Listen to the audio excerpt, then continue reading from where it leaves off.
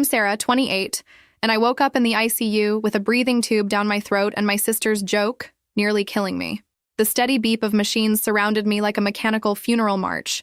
My throat felt like I'd swallowed broken glass, and every breath was a conscious effort that my body had forgotten how to do automatically. Where are you watching from today?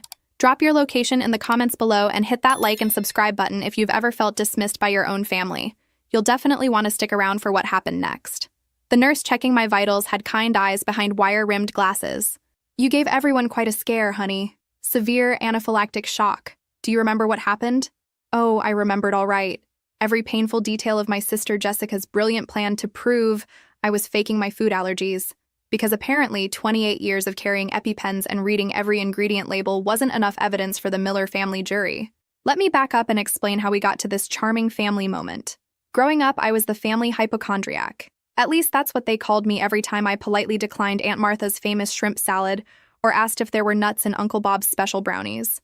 My mother would roll her eyes and mutter about attention-seeking behavior.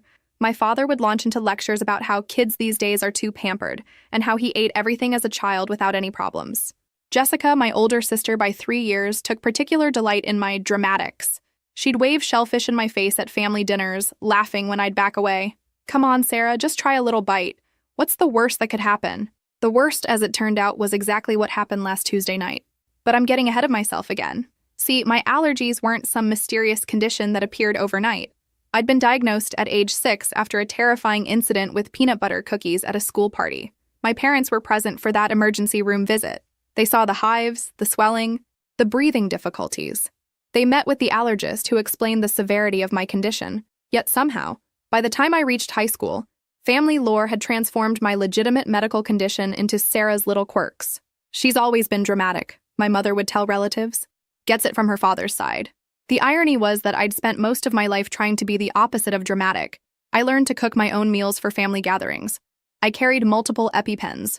I researched restaurants before we went anywhere. I never made a fuss when I had to eat a granola bar while everyone else enjoyed birthday cake. I became an expert at managing my own safety, while my family became experts at ignoring it.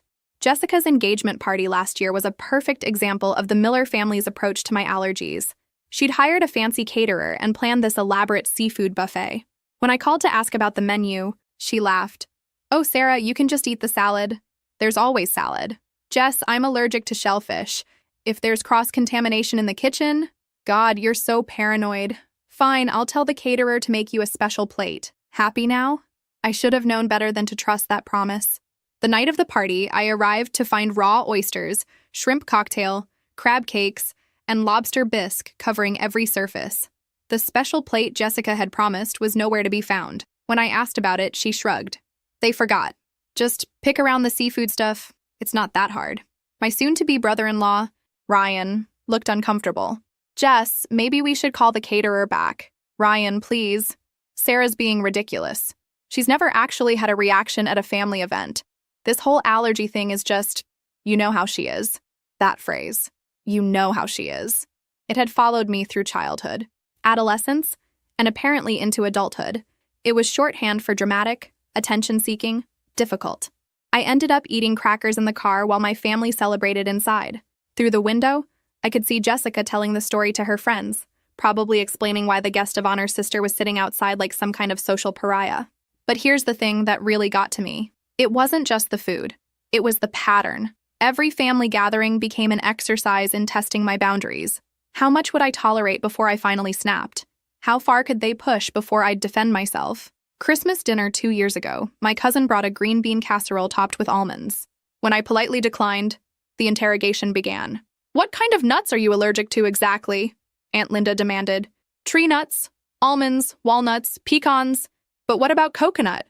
That's technically a nut. Coconut isn't actually... See? She doesn't even know what she's allergic to. This from my father, as if he'd caught me in some elaborate lie. The worst part wasn't their doubt. It was how they'd turned my medical condition into entertainment. They genuinely seemed to enjoy watching me navigate their little tests. There was something almost predatory about the way they'd watch my face when questionable food appeared. My mother once brought store-bought cookies to a family picnic and handed me the package with a sweet smile. These should be fine for you, honey. The ingredient list included, may contain tree nuts in bold letters. When I pointed this out, she frowned like I was being deliberately difficult. May contain isn't the same as contains. Sarah, you're being paranoid. That's when I realized they weren't just dismissive of my allergies. They genuinely believed I was lying. In their minds, I was an adult woman who had somehow maintained an elaborate deception for over 2 decades, carrying fake EpiPens and avoiding entire food groups just to, what? Get attention? Feel special? The logic never made sense, but then again, family rarely does. The call came on a Thursday morning while I was reviewing client proposals at my marketing firm. Sarah, I have the most amazing news. Jessica's voice practically vibrated through the phone. Ryan proposed. Jess, that's wonderful. Congratulations. We'd been expecting this for months. Ryan was the kind of guy who planned everything meticulously, and he'd been dropping hints about ring shopping since Valentine's Day. I want to celebrate properly, Jessica continued. I'm throwing an engagement party next Saturday. Nothing too fancy, just family and close friends. Can you help me plan it? I should have said no. Should have made up some excuse about being busy or having other plans. But Jessica was my sister, and despite everything, I wanted her to be happy. Of course. What did you have in mind? I was thinking we'd do it at Mom and Dad's house. Use the backyard, set up some tables. Ryan loves barbecue, so maybe we could grill. And I found this amazing recipe for shrimp skewers that would be perfect. My stomach dropped. Shrimp skewers? Don't start, Sarah. It's one dish among many. There will be plenty of other options. Jess, you know I can't be around shellfish being grilled. The smoke? The cross-contamination? Oh my God, seriously? You can't even be in the same yard as shrimp now? I closed my eyes and took a deep breath. The proteins become airborne when shellfish is grilled. My allergist specifically warned me about this. It's not paranoia, it's medical fact. Fine. We won't grill shrimp. Happy? Thank you. I really appreciate. We'll just serve them cold instead. Shrimp cocktail is classier anyway. And there it was. The same pattern playing out again. Jessica would make a show of accommodating my needs while finding a way to do exactly what she wanted anyway. Jess, it's not about how the shrimp is prepared. It's about cross-contamination. If shrimp is being prepared in the same kitchen as other food, Sarah, I am not planning my engagement party around your imaginary food issues. This is my day. For once in our lives, can you just not make everything about you? The accusation hit like a slap. Make everything about me? When have I ever? Always. You've been doing it since we were kids. Anytime there's a family celebration, you find some way to be the center of attention with your allergies and your drama and your special requirements. I stared at my computer screen, watching the cursor blink in the document I'd been editing. 28 years old, and my sister still saw me as the attention-seeking child she'd decided I was in elementary school. I'll bring my own food, I said quietly. Just please be careful about cross-contamination in the kitchen. Whatever makes you happy, Sarah. I'll talk to Mom about keeping your precious EpiPen nearby in case you decide to have one of your episodes. She hung up before I could respond. That night, I called my friend Lisa to vent. Lisa had been my college roommate and was one of the few people who'd actually witnessed one of my allergic reactions. She called them episodes? Lisa's voice was incredulous. Sarah, she was there when you went into shock at my birthday dinner sophomore year. She saw the paramedics. How can she still think you're faking? Because she wants to think I'm faking. It's easier than admitting they've been cruel to me for years. Are you sure you should go to this party? I wasn't sure about anything anymore. But Jessica was my sister, and some part of me still hoped that maybe this time would be different. Maybe seeing me genuinely happy for her success would soften something in her heart. Maybe I was the one living in a fantasy. Saturday arrived with the kind of perfect weather that makes you believe everything will work out fine. I spent extra time getting ready, choosing a sundress Jessica had complimented before, and even doing my hair in the style she'd said looked so pretty on me at Easter. I wanted to be the supportive sister she deserved, allergies and all. I arrived at my parents' house early to help set up, bringing a cooler with my own food and a new EpiPen I'd picked up from the pharmacy that morning, just in case. The backyard looked beautiful. Jessica had strung lights between the trees, set up round tables with white tablecloths, and arranged bouquets of sunflowers as centerpieces. She'd clearly put thought into every detail. Sarah, you're here. She hugged me tight, and for a moment, everything felt normal between us. What do you think? It's gorgeous, Jess. Ryan's going to love it. Help me finish setting up the food table? The caterer just dropped everything off. We walked over to the buffet station, and I immediately felt my chest tighten. Shrimp cocktail occupied the center of the table, surrounded by various other dishes. The kitchen door was propped open, and I could smell the distinctive scent of seafood preparation still lingering in the air. Jess, I know what you're thinking, but I was super careful. I had them prepare your stuff first, before any of the seafood. Look. She pointed to a plate clearly labeled Sarah, sitting apart from the other dishes. Grilled chicken, roasted vegetables, and that quinoa salad you like. No cross-contamination. I felt a surge of gratitude mixed with surprise. She'd actually listened. She'd actually taken precautions. Thank you, Thank you. You're my sister. She squeezed my shoulder. I want you to enjoy today. Guests began arriving around noon. Ryan's family, our cousins, family friends, co-workers. Jessica glowed as she introduced her fiancé, showing off her ring, accepting congratulations. I hung back, picking at my specially prepared plate, and genuinely enjoying watching her happiness. Everything was going perfectly until my cousin Mike made a comment about the shrimp cocktail. Jess, this is incredible. Where did you get these shrimp? Oh, that's Sarah's favorite too, Jessica said with a bright smile. She's been eyeing them all afternoon. I looked up from my quinoa salad, confused. What? The shrimp cocktail. You said how good it looked. No, I didn't. You know I can't eat shrimp. Jessica laughed, that particular laugh she used when she thought someone was being ridiculous. Come on, Sarah, stop being dramatic, it's just shrimp. The conversation around us quieted. I could feel people watching, waiting to see how this would play out. The familiar weight of being the family spectacle settled on my shoulders. Jess, I'm severely allergic to shellfish. You know this. Are you, though? Her voice carried that same tone she'd used when we were children, and she was about to prove I was lying about something. I mean, have you ever actually tried it? As an adult? The question hung in the air like a challenge. Around us, family members exchanged glances. I could practically see them thinking the same thing Jessica was saying out loud. Maybe Sarah really had been faking all these years. I don't need to try poison to know it will hurt me, I said quietly. Poison? Jessica laughed again. It's shrimp cocktail, not cyanide. Everyone else here is eating it just fine. Ryan stepped forward, looking uncomfortable. Jess, maybe we should… No, Ryan. I'm tired of walking on eggshells around Sarah's supposed allergies. Look at her. She's perfectly fine sitting 3 feet away from a plate of shrimp. If she was really that allergic, wouldn't she be having a reaction right now? The logic seemed sound to everyone watching. I could see it in their faces. Curiosity, doubt, and the dawning possibility that maybe the family skeptics had been right all along. Just try one bite, Jessica continued, picking up a shrimp from the cocktail ring. One tiny bite. Prove to us that you're really allergic. The crowd had formed a loose circle around us now. My parents, my aunts and uncles, Ryan's family, all watching to see if their suspicions would finally be confirmed. I'm not going to intentionally poison myself to satisfy your curiosity. See? Jessica turned to address the crowd. She won't even try, because she knows she's been lying. What happened next unfolded like a nightmare in slow motion. Jessica, emboldened by the crowd's attention and her absolute certainty that she was right, decided to take matters into her own hands. While I was explaining to my cousin Lisa why I couldn't just try a little bit, Jessica quietly walked over to my specially prepared plate. I didn't notice her adding anything to my food. Why would I? This was my sister, at her engagement party, after she'd specifically promised to keep me safe. When I returned to my plate, everything looked exactly as it had before. The grilled chicken, the roasted vegetables, the quinoa salad. I took a bite of the quinoa, talking with Ryan's sister about her new job, feeling grateful that the drama had passed. The first sign something was wrong came about 10 minutes later. A slight tingling in my mouth, like I'd eaten something too spicy. I excused myself to get some water, thinking maybe the vegetables had been seasoned more heavily than I'd realized. By the time I made it to the kitchen, the tingling had spread to my tongue and throat. My mouth felt swollen, and there was an odd metallic taste that I recognized with growing horror. I'd tasted it before, the last time I'd been exposed to shellfish. Jessica!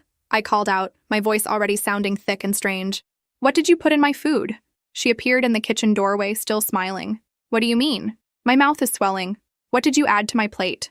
Her smile faltered slightly. I didn't add anything. Jessica, I need to know right now. Did you put shellfish in my food?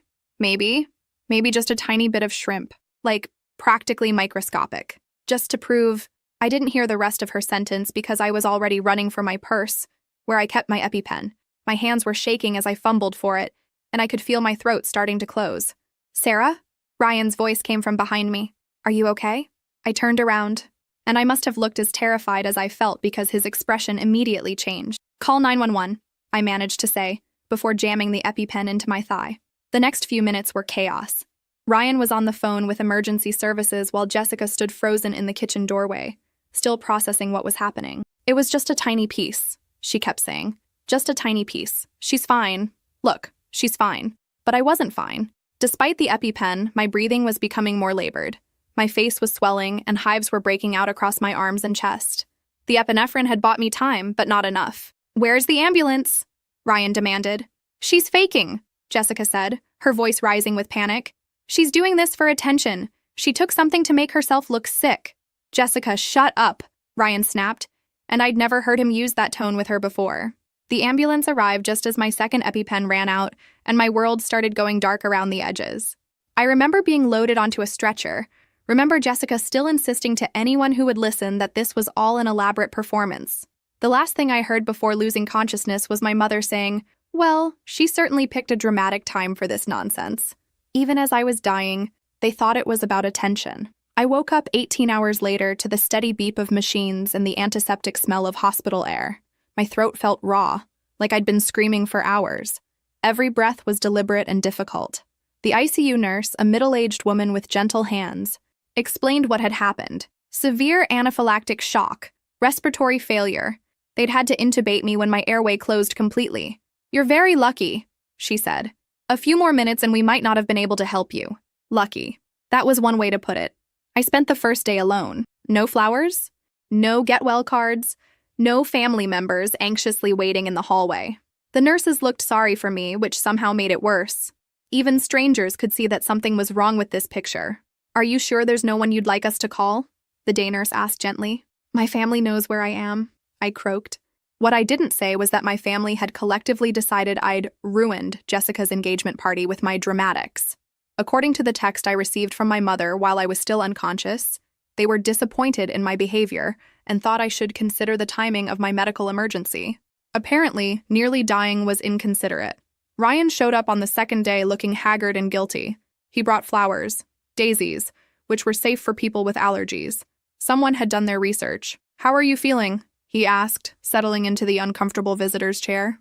"Like I got hit by a truck," I admitted. "How's Jessica?" His expression darkened, angry. "She's convinced you orchestrated this whole thing somehow. To what end? To make her look bad. To steal attention from her engagement." He rubbed his face tiredly. "Sarah, I need to ask you something, and I need you to be completely honest. Did you know there was shellfish in your food?" "No." The word came out flat and certain. If I'd known, I would have used my EpiPen immediately and called 911 myself. He nodded, looking relieved. "That's what I thought. That's what I told Jessica, but she what? She's telling people you must have taken something to fake the reaction. Some kind of drug or chemical that would mimic anaphylaxis." I stared at him, speechless. Even after watching me nearly die, Jessica was still committed to the theory that I was an elaborate fraud.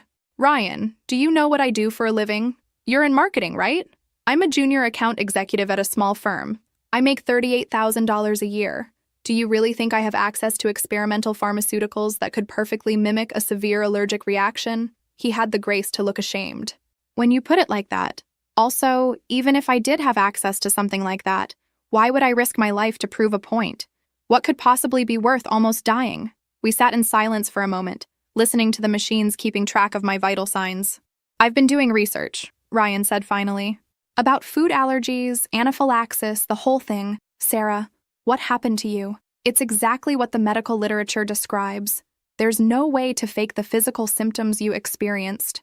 You believe me. I always believed you, but now I have proof." He pulled out his phone and showed me a photo. "This is Jessica adding shrimp to your quinoa salad." I took it without thinking, just because she looked like she was being sneaky about something. The photo showed Jessica clearly scraping shrimp from the cocktail ring into my food, glancing around to make sure no one was watching. The evidence was irrefutable. "Why are you showing me this?" "Because I'm done pretending this is normal. What Jessica did, it's not a prank. It's not a joke. She could have killed you." I leaned back against my pillows, exhausted by the conversation and the implications of what he was telling me. "What are you going to do?" Ryan was quiet for a long moment. "I don't know.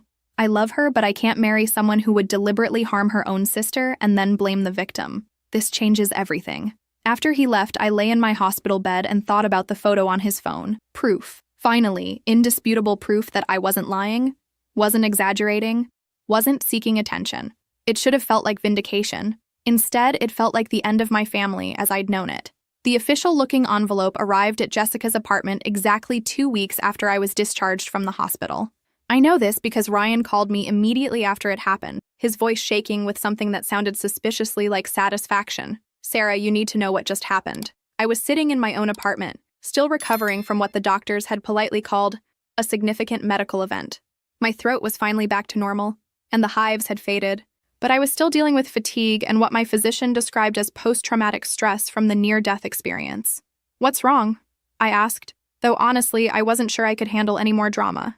"A process server just showed up at Jessica's door, official court documents, and—" He paused, and I could hear papers rustling. A hospital bill for $180,000.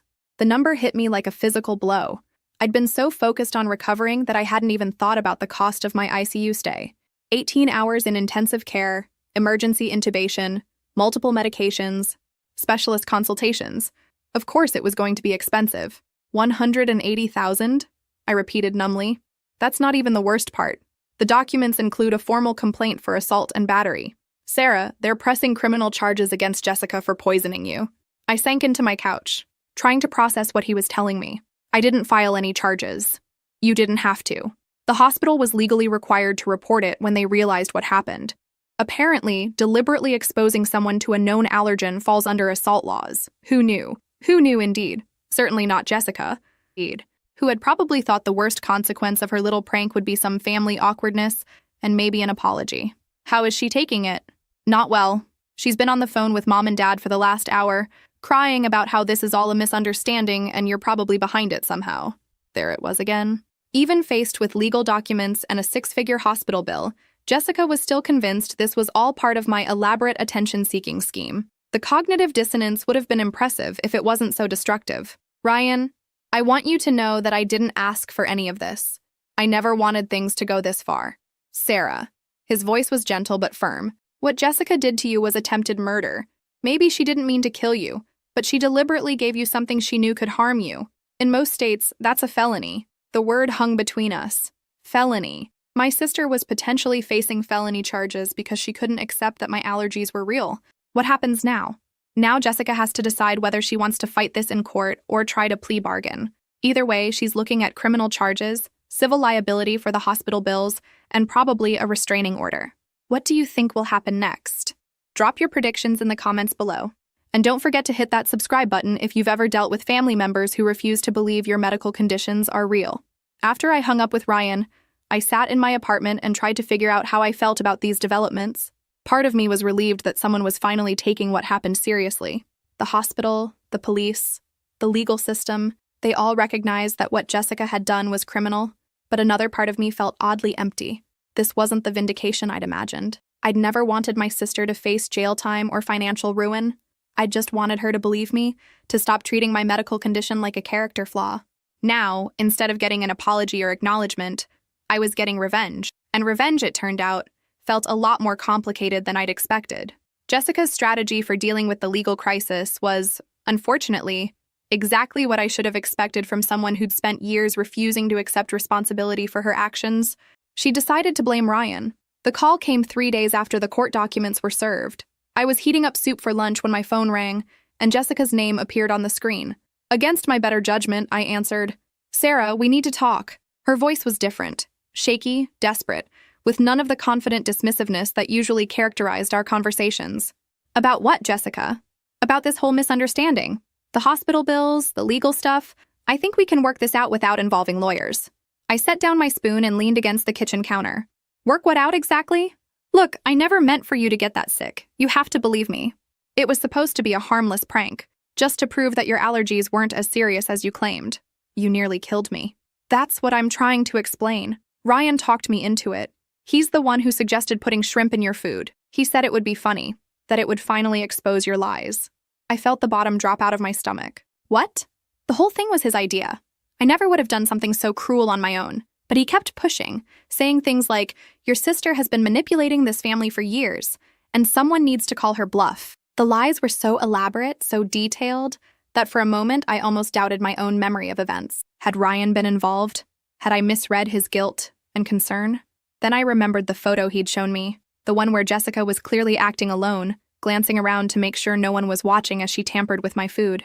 Jessica, that's not what happened. Yes, it is. Ask anyone who was there. Ryan was the one pushing for you to try the shrimp. He was the one making jokes about your fake allergies.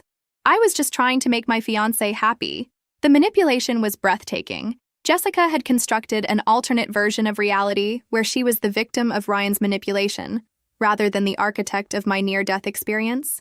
If that's true, why didn't you tell the police this when they questioned you? Because I was protecting him. I thought we could work through it privately. But now, with these criminal charges and the hospital bills, Sarah, I can't go to jail for something that wasn't my idea. I closed my eyes and tried to summon patience I didn't feel. Jessica, there are witnesses. There are photos. Ryan has evidence that you acted alone. Ryan has photos? Photos of what? I realized my mistake immediately. I just told Jessica that evidence of her guilt existed, evidence she hadn't known about. Sarah, what photos? What kind of evidence? I have to go, I said, and hung up before she could respond. Within an hour, Ryan was calling me, and he sounded furious. Jessica just accused me of masterminding the whole thing, he said without preamble. She called my mother, my boss, and half the wedding party to tell them I manipulated her into poisoning you. Ryan, I'm so sorry. I accidentally mentioned that you had photos. It doesn't matter what you said. This is who she is, Sarah. When things get difficult, Jessica finds someone else to blame. She's throwing me under the bus to save herself. I could hear the pain in his voice, and it occurred to me that Ryan was experiencing the same disillusionment I'd been living with for years. The person he thought he knew, kind, funny, loving Jessica, was revealing herself to be someone capable of stunning cruelty when cornered. Are you okay? No, I'm not okay. I'm engaged to someone who tried to kill her sister and then tried to frame me for it. This isn't who I thought I was marrying. The conversation that followed was painful and necessary. Ryan described the fight he and Jessica had after the legal documents arrived, how she'd first blamed me for overreacting to her harmless prank, then shifted to blaming him when she realized the legal consequences were real. She actually suggested that we both claim you poisoned yourself to make her look bad. She wanted me to testify that you seemed suspicious before the party, like you were planning something. The depth of Jessica's denial was staggering. Even now, faced with criminal charges and overwhelming evidence, she was still more committed to proving me wrong than to accepting responsibility for her actions. What are you going to do? I asked. I'm ending the engagement. I can't marry someone who would do this to her own family and then lie about it. And Sarah? I'm going to testify for you. Whatever you need to prove what really happened, I'll provide it. After we hung up, I sat in my kitchen and thought about how completely Jessica had misplayed her hand. If she'd simply apologized, if she'd shown genuine remorse and taken responsibility, she might have been able to minimize the legal consequences. Instead, her desperate attempts to avoid blame had cost her fiancé and any remaining credibility. Sometimes the cover-up really is worse than the crime. The courthouse was exactly what you'd expect from a building designed to intimidate people. Marble floors, high ceilings, and that particular echo that makes every whispered conversation sound ominous. I'd never been in a courtroom before, and I found myself fighting the urge to apologize for existing, which seemed like exactly the wrong energy to bring to my own legal proceeding. Ryan met me outside the building, looking uncharacteristically nervous in a dark suit that made him seem older and more serious than the man who'd helped plan Jessica's engagement party just weeks earlier. How are you holding up? He asked. Honestly, I keep expecting to wake up and discover this is all an elaborate nightmare. He smiled grimly. I know the feeling. 6 weeks ago I was planning a wedding. Now I'm here to testify against my ex-fiancé in a criminal assault case. The words sounded surreal even as he said them. This wasn't how normal family disputes were supposed to be resolved. We walked into the courthouse together, and I caught sight of my family clustered near the defendant's table. My parents, Jessica, my Aunt Linda, and my cousin Mike, all of them looking like they were attending a funeral rather than a legal proceeding. Jessica looked awful. She'd lost weight, and there were dark circles under her eyes that makeup couldn't quite conceal. When she saw me, her expression shifted through several emotions: guilt, anger, desperation, and finally a hard resolve that I recognized from our childhood arguments. She was still planning to fight this. My parents' reaction was more predictable. Mom gave me the look she'd perfected during my teenage years, disappointed but not surprised that I'd somehow managed to embarrass the family again. Dad avoided eye contact entirely, probably still convinced that I'd orchestrated this whole situation for attention. The preliminary hearing was supposed to determine whether there was enough evidence to proceed with criminal charges. Jessica's lawyer, a sharp-dressed woman who'd probably cost my parents their retirement savings, argued that the incident was a misunderstanding between sisters, a prank gone wrong that didn't rise to the level of criminal assault. Your Honor, Miss Miller never intended to cause serious harm to her sister. She was operating under the mistaken belief that Sarah's alleged allergies were exaggerated or fabricated, a belief shared by multiple family members who will testify that Sarah had never experienced a serious allergic reaction in their presence. The prosecutor, a tired-looking man in his 50s, countered with medical evidence. He presented my hospital records, the emergency room physician's testimony about the severity of my reaction, and expert testimony about anaphylaxis and the potential for fatal outcomes. Your Honor, regardless of the defendant's intent, she deliberately administered a known allergen to someone with documented medical allergies. The fact that she believed those allergies were fabricated doesn't change the fact that her actions nearly resulted in the victim's death. Then came Ryan's testimony. He took the stand with quiet dignity, answering questions about the events of that day in a clear, factual tone that left no room for interpretation. He described watching Jessica tamper with my food, the photo he'd taken, my immediate medical distress, and the family's reaction to my emergency. Did the defendant express any remorse or concern when the victim began showing signs of distress? The prosecutor asked. No, she did not. Even as Sarah was obviously having trouble breathing, Jessica insisted that she was faking the reaction for attention. And what was your response to this? I called 911. Jessica tried to stop me, saying I was overreacting and that Sarah was just being dramatic. The courtroom was completely silent as Ryan described the ambulance ride, my loss of consciousness, and the 18 hours I'd spent in intensive care fighting for my life. Jessica's lawyer tried to discredit Ryan during cross-examination, suggesting that his testimony was influenced by their recent breakup and his desire for revenge. But Ryan's calm, consistent answers and the photographic evidence made it impossible to dismiss his account. Mr. Patterson, isn't it true that you've been romantically involved with the alleged victim since ending your engagement to the defendant? No, ma'am, that's absolutely false. But you did end your engagement specifically because of this incident? I ended my engagement because I discovered that the woman I planned to marry was capable of deliberately harming her sister, and then lying about it to avoid consequences. The hearing lasted 3 hours, but the outcome was clear before the judge even rendered her decision. There was overwhelming evidence that Jessica had knowingly and deliberately exposed me to a substance she knew I was allergic to, and that her actions had resulted in life-threatening injuries. The court finds sufficient evidence to proceed with criminal charges, the judge announced. The defendant will be arraigned next Tuesday on charges of assault in the second degree. As we filed out of the courtroom, I caught a glimpse of Jessica crying into my mother's shoulder, while my father spoke animatedly with her lawyer.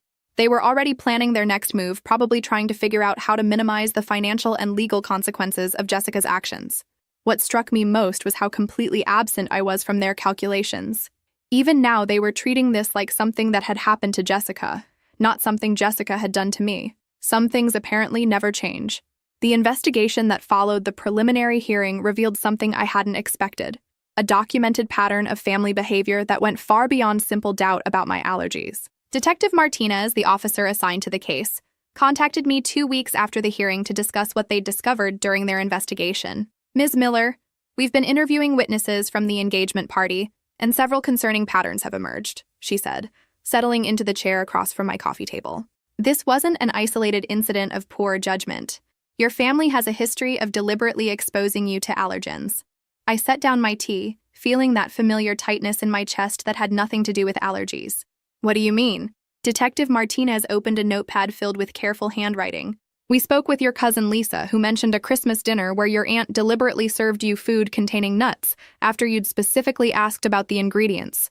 The memory came flooding back. Christmas 3 years ago, when Aunt Linda had insisted her green bean casserole was perfectly safe, despite the obvious almond slivers on top. I'd ended up in the emergency room that night with hives and breathing difficulties. Then there's the incident at your brother's graduation party, where your mother allegedly replaced your safe cookies with ones containing dairy after you'd left them unattended. I remembered that too, though I'd convinced myself at the time that it was an accident, a mix-up in the kitchen during party preparation. Ms. Miller, how many times have you been hospitalized for allergic reactions following family gatherings? I had to think about it. 4 times in the past 5 years. And how many times have you been hospitalized following non-family events? None. Never. Detective Martinez nodded grimly. That's what we thought. According to the hospital records we've subpoenaed, all of your serious allergic reactions have occurred after family gatherings where you specifically informed multiple people about your allergies. The implications hit me like a truck. This wasn't about Jessica's singular poor judgment. This was about a sustained pattern of family behavior that bordered on systematic abuse. Are you saying they've been deliberately poisoning me for years? I'm saying the evidence suggests a pattern of behavior that goes beyond mere negligence. Your family has consistently exposed you to known allergens despite repeated warnings about the potential consequences. The detective explained that they'd found text message threads between family members discussing my fake allergies and joking about ways to test whether my reactions were genuine. Apparently, Jessica's shrimp incident wasn't a spontaneous prank. It was the culmination of years of family discussions about how to expose me. We've also discovered that your family has been advising each other on how to avoid liability for your medical expenses. There are emails discussing whether your health insurance would cover self-inflicted allergic reactions. I stared at her, speechless. While I'd been fighting for my life in emergency rooms, my family had been calculating how to avoid paying for the consequences of their actions. Detective Martinez, what does this mean legally? It means we're expanding the charges. Jessica is still facing assault charges for the specific incident at the engagement party. But we're also investigating your parents and other family members for conspiracy, reckless endangerment, and potentially attempted fraud. The word conspiracy hung in the air between us. My family hadn't just doubted my allergies, they'd actively conspired to test them, regardless of the risk to my health and safety. There's something else, Detective Martinez continued. We found evidence that your family has been discussing ways to discredit you if legal action arose. There are discussions about having you declared mentally incompetent, claims that your allergies are symptoms of Munchausen syndrome, and plans to argue that you've been self-inducing reactions for attention. The betrayal was so complete, so calculated, that I found myself laughing. Not from humor, but from the sheer absurdity of discovering that my own family had been treating me like an enemy for years. Ms. Miller, I need to ask you a difficult question. Are you prepared for this investigation to potentially result in criminal charges against multiple family members? I thought about all the years I'd spent trying to accommodate their disbelief. All the family gatherings I'd attended despite knowing they might end with me in the hospital. All the times I'd apologized for having medical needs that inconvenienced them. Detective, I'm prepared for whatever needs to happen. I'm tired of being poisoned by people who are supposed to love me. She nodded and closed her notepad. We'll be in touch as the investigation progresses. In the meantime, I'd recommend avoiding contact with any family members who might be involved. After she left, I sat in my apartment and tried to process what I'd learned. My family hadn't just doubted me. They'd actively conspired to harm me, documented their plans to avoid consequences, and prepared strategies to destroy my credibility if their actions were exposed. The people who were supposed to protect me had spent years treating me like a science experiment. And now, finally, they were going to face consequences for it. The call from my mother came at 7 in the morning, 3 weeks after the expanded investigation began. I'd been expecting it, honestly. The combination of criminal charges, potential civil liability, and frozen assets had a way of clarifying family priorities. Sarah, we need to talk. Her voice carried that particular tone I remembered from childhood, the one that meant I was about to be lectured about my inappropriate behavior and given instructions on how to fix the situation I'd created. About what, Mom? About this ridiculous legal nonsense. It's gone far enough. It's time for you to call off your lawyers and stop this vindictive campaign against your own family. I sat up in bed, immediately wide awake. Vindictive campaign? Don't play innocent with us, Sarah. We know you orchestrated this whole thing to get back at Jessica for her engagement party, but now you've gone too far. Your father could lose his job over these charges. The victim blaming was so audacious that I almost admired it. Somehow, my family had convinced themselves that being investigated for deliberately poisoning me was actually an attack on them. Mom, I didn't orchestrate anything. Jessica poisoned me, and the legal system is holding her accountable. Poisoned is a very strong word, Sarah. It was a harmless prank that you blew completely out of proportion. And now, because of your overreaction, your entire family is facing financial ruin. I got out of bed and walked to my kitchen, needing coffee for this conversation. Financial ruin? The legal fees alone are going to bankrupt us. Your father's had to mortgage the house to pay for Jessica's attorney. We've had to borrow money from your uncle just to cover basic expenses. And now the lawyers are talking about civil liability that could cost us hundreds of thousands of dollars. There it was. This wasn't about justice or family reconciliation. This was about money. Mom, what exactly do you want me to do? Drop the charges. Settle out of court. Tell the prosecutors this was all a misunderstanding and you don't want to pursue it further. I poured coffee into my mug and considered her request. And in exchange? In exchange, we don't sue you for the emotional distress you've caused this family. We don't pursue legal action for the false claims you've made about deliberate poisoning. And we don't have you evaluated for the mental health issues that are clearly driving this vindictive behavior. The threat was crystal clear. Drop the charges, or face a counterattack designed to destroy my credibility and potentially my freedom. You want to sue me for being poisoned? We want to seek justice for the lies you've told and the damage you've done to innocent people's lives. Sarah, Jessica could go to prison because of your false accusations. Your father could lose his career. Is your need for attention really worth destroying your entire family? I took a sip of coffee and marveled at her ability to reframe attempted murder as a cry for attention. What lies? Specifically? The lies about us deliberately exposing you to allergens. The lies about family conspiracies. The lies about us discussing your medical expenses. You've created this elaborate victim fantasy, and now real people are suffering because of your delusions. Mom, the police have evidence. Text messages, emails, medical records. Circumstantial evidence that's being misinterpreted by people who don't understand our family dynamic. Sarah, we've been patient with your allergies and your drama for years. We've accommodated your special dietary needs. We've carried your EpiPens. We've rushed you to hospitals when you've had your episodes. And this is how you repay us? The rewriting of history was breathtaking. In her version of events, my family were long-suffering saints who'd nobly endured my difficult medical needs, only to be viciously attacked by an ungrateful daughter seeking revenge. I'm not dropping the charges, Mom. Then you're making a terrible mistake. We have evidence too, Sarah. Evidence that you've been exaggerating your allergies for years. Evidence that you've been manipulating medical professionals. Evidence that this whole situation is the result of severe psychological issues that need to be addressed professionally. The threat was clear. Cooperate or be destroyed. What kind of evidence? Medical records showing that your allergy test results have been inconsistent. Witness testimony about times when you've been exposed to allergens without reacting. Documentation of your attention-seeking behavior throughout your childhood and adolescence. I realized they were planning to use my medical history against me, probably arguing that any inconsistencies in my test results or variations in reaction severity proved that I was faking everything. Mom, I'm not dropping the charges. What Jessica did was criminal and I'm not going to help you cover it up. Then you're choosing strangers over family. And when this destroys everyone you're supposed to love, remember that you had a choice. She hung up, and I stood in my kitchen holding my coffee mug and processing what had just happened. My family was preparing for total war, and they were planning to use my medical condition as a weapon against me. 2 hours later, my lawyer called with an update that changed everything. Sarah, you need to know that your family just filed a countersuit claiming that you've been fraudulently collecting insurance money for fake medical emergencies. They're asking for reimbursement of all medical expenses they've incurred on your behalf, plus damages for emotional distress. Can they do that? They can try. But Sarah, they've made a critical tactical error. By filing this countersuit, they've opened themselves up to discovery. We can now subpoena all of their communications, financial records, and medical consultations. And what we found in the initial review is devastating to their case. What did you find? Detailed planning documents for what they called allergy tests. Medical research about how to induce specific types of reactions. And most damning of all, insurance fraud involving false claims that your medical emergencies were self-inflicted to avoid paying your hospital bills. I sank into my couch, overwhelmed by the scope of their deception. They've been committing insurance fraud? For years, apparently. Every time you were hospitalized after a family gathering, they filed claims stating that your reactions were either self-induced or the result of your own negligence. They've collected thousands of dollars in reimbursements while simultaneously planning the incidents that caused your hospitalizations.